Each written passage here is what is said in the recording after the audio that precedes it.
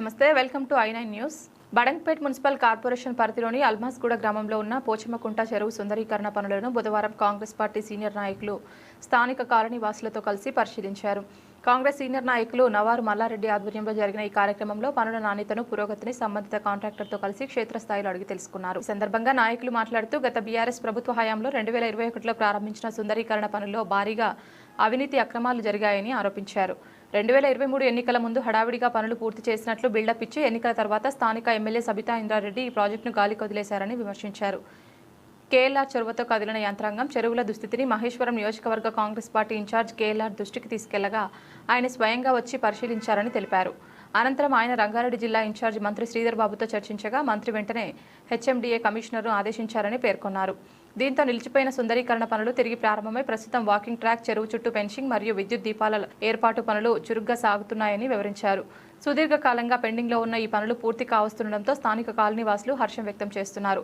ప్రజల ఇబ్బందులను గుర్తించి నిధులు మంజూరు చేయించిన ముఖ్యమంత్రి రేవంత్ రెడ్డికి, మంత్రి శ్రీధర్ బాబుకి, నాయకులు కేఎల్ఆర్కి మరియు సహకరించిన డిప్యూటీ కమిషనర్ సరస్వతికి అల్మాస్గూడ ప్రజల తరపున ధన్యవాదాలు తెలిపారు.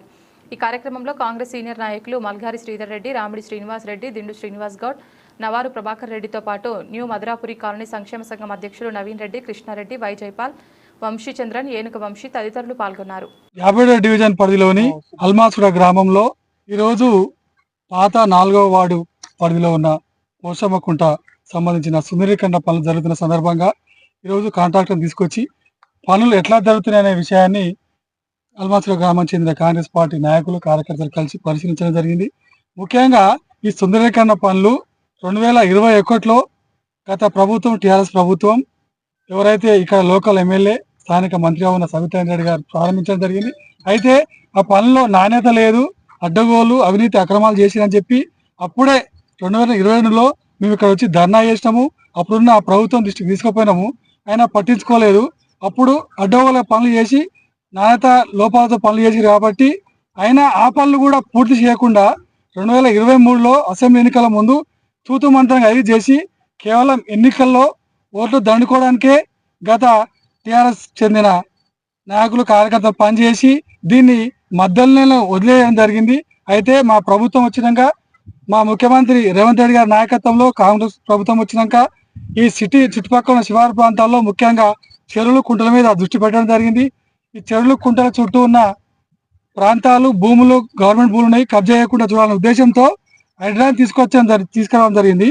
అలాగే గత సంవత్సరం మా కేఎల్ఆర్ గారు, ఎవరైతే మహేశ్వరం కాంగ్రెస్ పార్టీ ఇన్ఛార్జ్ ఉన్నారో, ఆయన్ను తీసుకురావడం జరిగింది.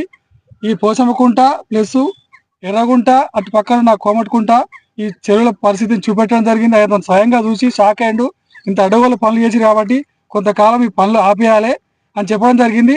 అయితే గత 6 నెలల కింద కూడా వచ్చి నేను, మా కాంగ్రెస్ పార్టీ నాయకులు, కార్యకర్తలు కలిసి చుట్టుముట్టు చూసినాము.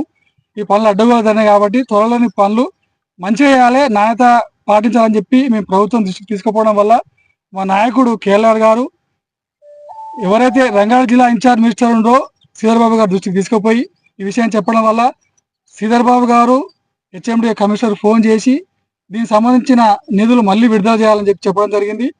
తద్వారా లోకల్ కమిషనర్ సరస్వతి గారు ఈ నిధులు విడుదల చేసి పనులు చేయాలని చెప్పి చెప్పడంతో ఇప్పుడు పనులు జరుగుతున్నాయి.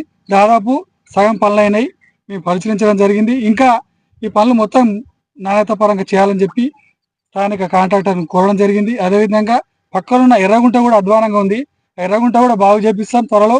మా కాంగ్రెస్ ప్రభుత్వం ముఖ్యంగా ఈ చెరువులు చుట్టూ సుందరీకరణ పనులు చెప్పి ఒక మంచి కార్యక్రమం తీసుకుంది. అదేవిధంగా అటు పక్కన ఉన్న 24వ వార్డు, పాత వార్డు 10లో ఉన్న కోమటికుంట కూడా త్వరలో సుందరీకరణ పనులు స్టార్ట్ చేస్తాం. అది కూడా మధ్యాహ్నం అయిపోయింది. దానికి సంబంధించి 2 కోట్ల రూపాయల నిధులు కేటాయించినాము. ముఖ్యంగా మా కార్పొరేషన్ చైర్మన్ చల్ల నరసింహారెడ్డి గారు, అతను దానికి నిధులు కేటాయిస్తానని చెప్పింది. కాబట్టి త్వరలోనే దాన్ని కూడా నిధులు కేటాయించి కోమటికుంట సంబంధించిన సుందరీకరణ పనులు కూడా మొదలు పెడతామని చెప్పి సందర్భంగా తెలియజేస్తున్నాం. ఇంకోటి, దీని చుట్టూ కూడా వాకింగ్ ట్రాక్ కూడా వేస్తున్నాము, ఫుట్పాత్ వేస్తున్నాము, ఇంకోటి లైటింగ్, సెంట్రల్ లైటింగ్ కూడా చేస్తున్నాము, మా ప్రభుత్వం చేపడుతుంది.